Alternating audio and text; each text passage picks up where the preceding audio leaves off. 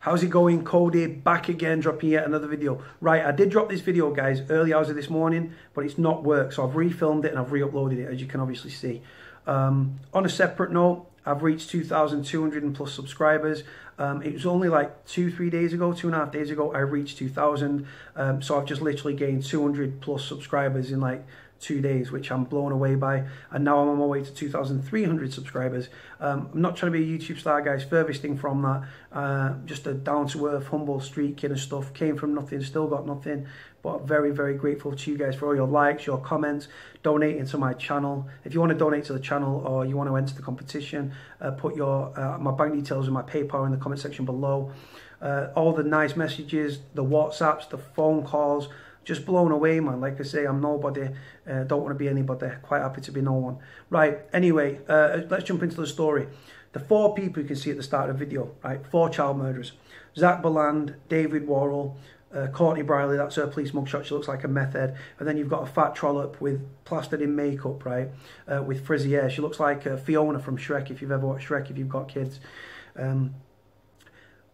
All 4 of them were involved on a deliberate arson attack on the Pearson family at their home on Jackson Street in Walkden at 5 to 5 on the morning of December the 11th, 2017.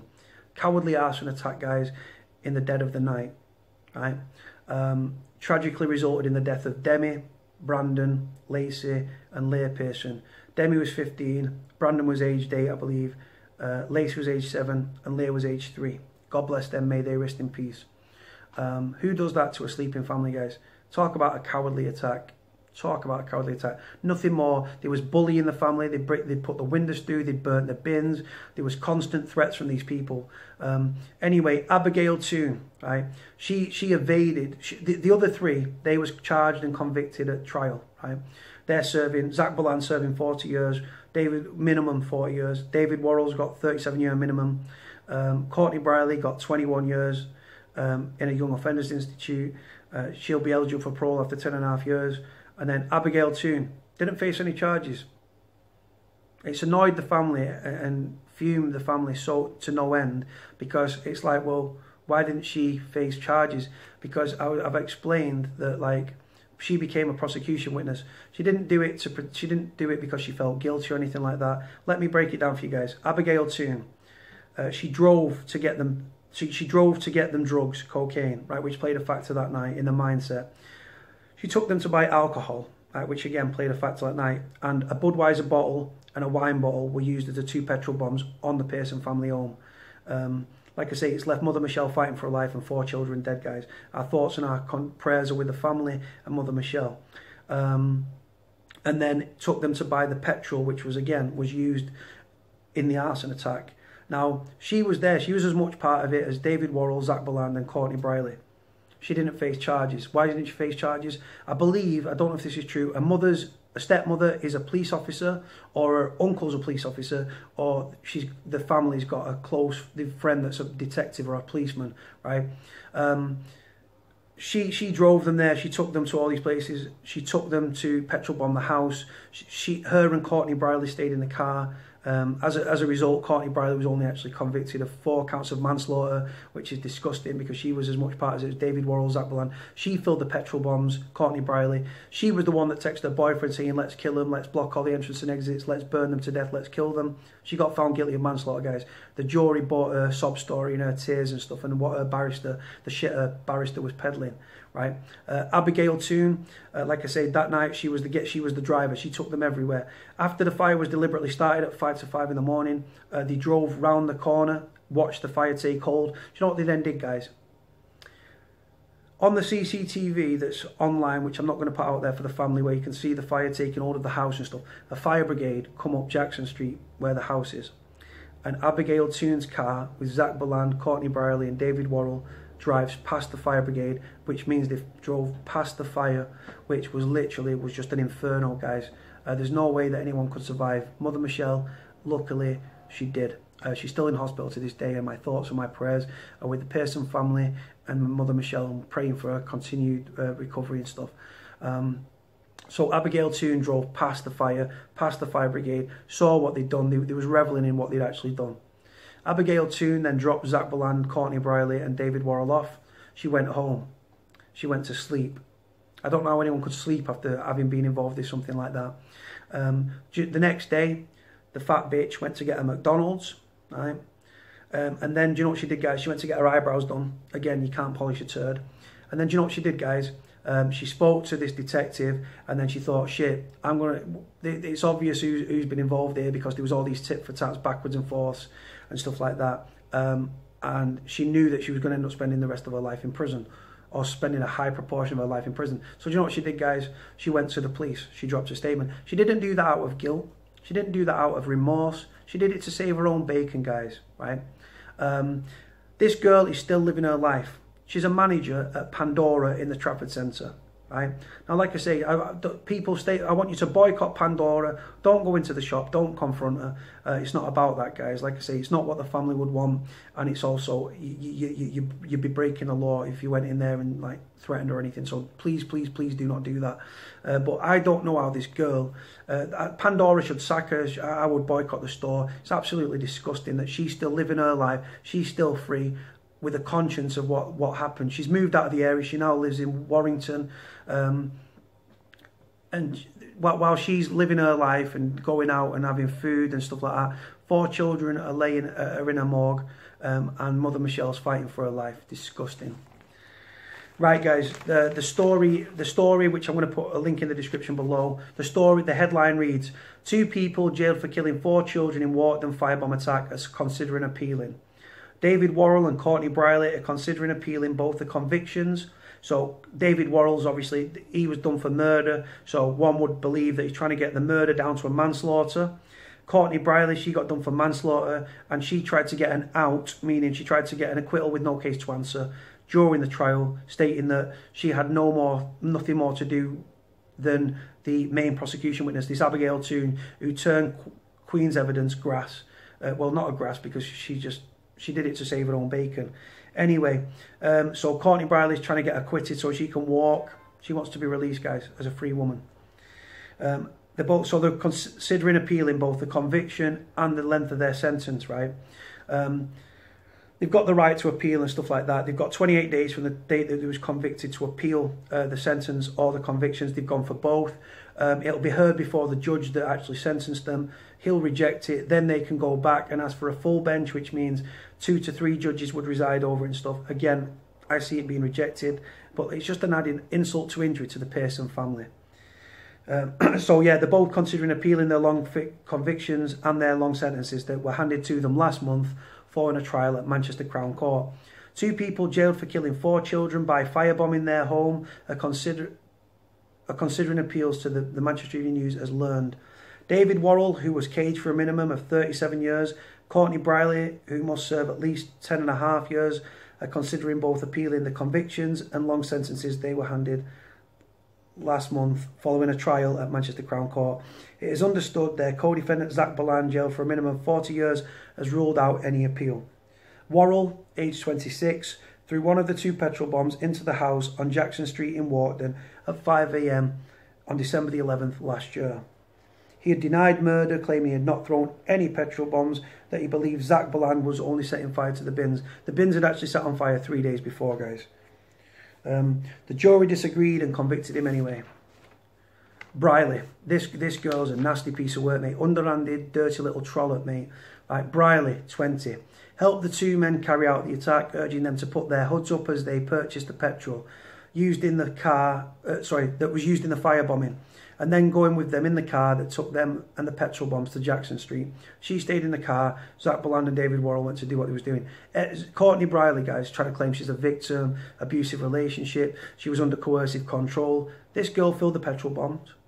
This girl sent text messages to her boyfriend saying, let's burn them, let's block all the entrances, let's kill the lot of them. Right, I want this over.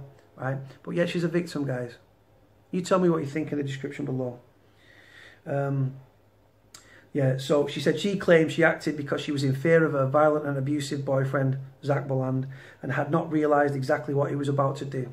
So she was in the car, she was in the house, she filled the petrol bombs, but she had no idea, guys, what was going to happen. She didn't know anything, she'd not seen anything, she didn't hear anything. Bollocks. The jury found her not guilty of murder but convicted her on 4 counts of manslaughter. She was sentenced to 21 years in a young offenders institution and can apply for parole halfway through her sentence. A legal team tried and failed to get the case against her thrown out mid-trial. This is the acquittal with no case to answer, arguing she had done little more than the prosecution's main witness, Abigail Toon. Abigail Toon, it states here, she was unwittingly acted as the getaway driver. No, she didn't. No, she didn't. She revelled in it. She was a part of it. She drove them to get the petrol. She drove them to get the alcohol. She drove them to get the cocaine. All played a factor that night. Simple as that. Again, she's free. She's working. She's piling on the pounds, and she's working at Pandora in the Trafford Centre as a manager. Please boycott that store, guys. They employ child murderers. Bland, who had been in a feud with the Pearson family who lived at the home, threw the second much bigger petrol bomb into the home. Right, there was no doorway. It was like from the kitchen. There wasn't a door. It was like an archway, and he threw it with so much force it went through the kitchen, into the hallway, and landed near the bottom of the stairs, the only exit for the family, and it engulfed the house. Again, God bless Demi, Brandon, Lacey, and little Leah, and praying for Mother Michelle. The devastating fire killed Demi Pearson and her 3 siblings. Brandon, Lacey, and little Leah, aged 3. Their mother, Michelle, 36, was also rescued and remains seriously ill in hospital, where she's still to this day. Again, we're praying for your recovery, Michelle. The Manchester Evening News has learned that both Worrall and Brierley are considering appeals and are expected to reach their final decisions within weeks. Now, like I say, they've got 28 days to do that.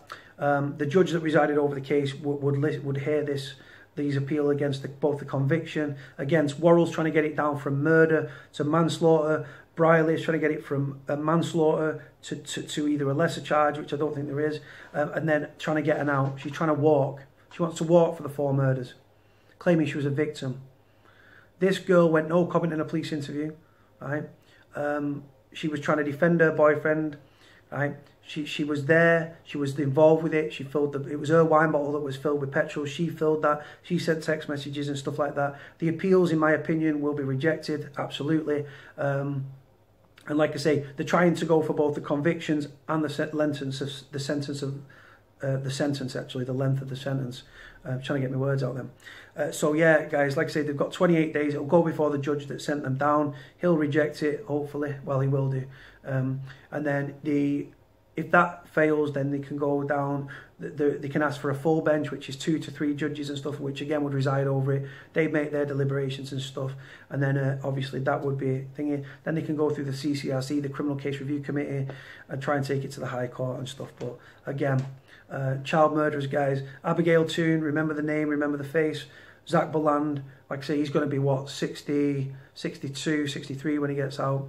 Well, that's a minimum. It could be later than that. He's eligible for parole after 40 years, guys. Very, very lengthy sentence to reflect the severity of that heinous, cowardly arson attack on that sleeping family on a cold December night, which, like I said, left Mother Michelle fighting for life, Demi, Brandon, Lacey, and little Leah Pearson dead. And I'm sorry to put it like that, but that's the reality. Like I say, David Worrall received 37 years for his part minimum.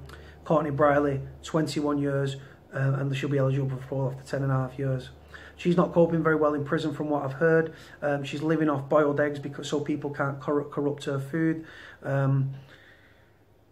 Like I say, they're all on protection, guys, all in fear for their safety and their health and their lives and stuff, and rightly so. If they ever come off protection, guys, they'll be murdered in prison. You know what I'm saying? Prisoners, I speak to a lot of prisoners, and if they ever come off protection, people would do that for free because of the nature of their crime and the severity of it, and the fact that 4 children lay dead in prison, guys, detested, rapists, paedophiles, kiddie fiddlers, bacons, whatever you want to call them, child murderers. Look at John Venables, guys. Had an insult to injury, a breaching his anonymity order and stuff, non-stop and stuff. Paedophile on 2 occasions, back in 2017, indecent images of children. And again, just last year, he was back in prison, recalled again and sentenced. And his anonymity order is still in place. He's changed names again. He just keeps breaching it. But like I say, Courtney Brierley, Zach Boland, David Worrall, and Abigail Toon. Abigail Toon, I don't know how you sleep with yourself, you dirty fucking rat. Right? I don't know how you wake up in the morning. I hope every time you look in the mirror, right, or you see these headlines reference these children, I hope it takes you back to that fucking night. right? You rip the heart out of the Pearson family, right? They're a good family, guys. They've acted nothing but dignified through this whole fucking nightmare. The family are lovely, let me tell you. Lovely, lovely people. Nice, quiet people. Would keep themselves to themselves.